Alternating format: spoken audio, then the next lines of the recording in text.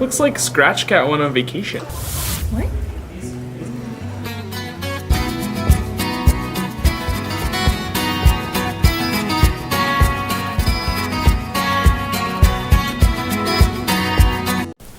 Bonjour mes chers élèves, bonjour mes chers amis. Tout d'abord, je vais vous présenter la partie de l'interface Scratch. Donc tout simplement, dans l'URL ici, vous tapez scratch.me.edu. Voilà, cliquez menu créer. Quand vous regardez la page d'accueil Scratch, est séparé en plusieurs parties. Donc, tout simplement, il y a un bouton pour changer les langues. Il y a un menu fichier nouveau, c'est-à-dire créer un nouveau programme.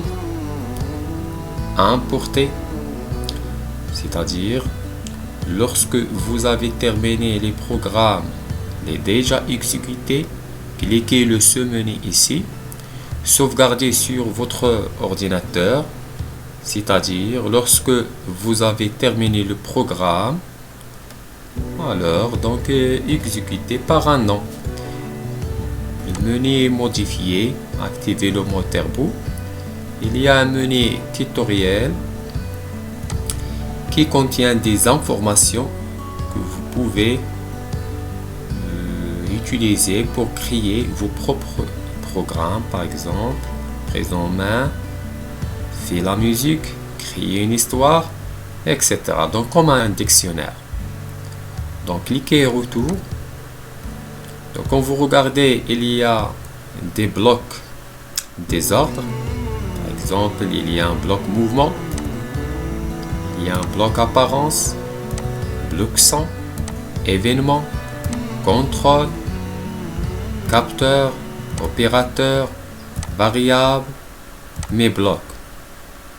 Il y a la partie de commande ou bien la zone des commandes. Il y a ici la zone de script. Et à droite, il y a la scène. C'est la zone où va se dérouler l'exécution des programmes.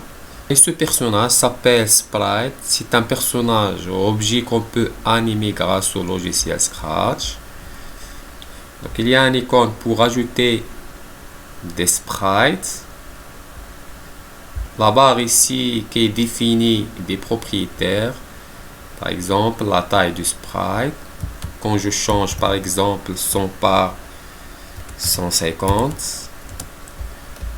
donc il augmente la taille du sprite. Il y a un icône pour changer l'arrière-plan de la scène. Par exemple, quand je clique ici, je change l'arrière-plan de la scène. Quand j'utilise par exemple la commande avancer de 10 pas, regardez, je fais double-clic, donc Scratch a marché. Donc, les informations les très importantes dans la partie Scratch. Merci tout le monde.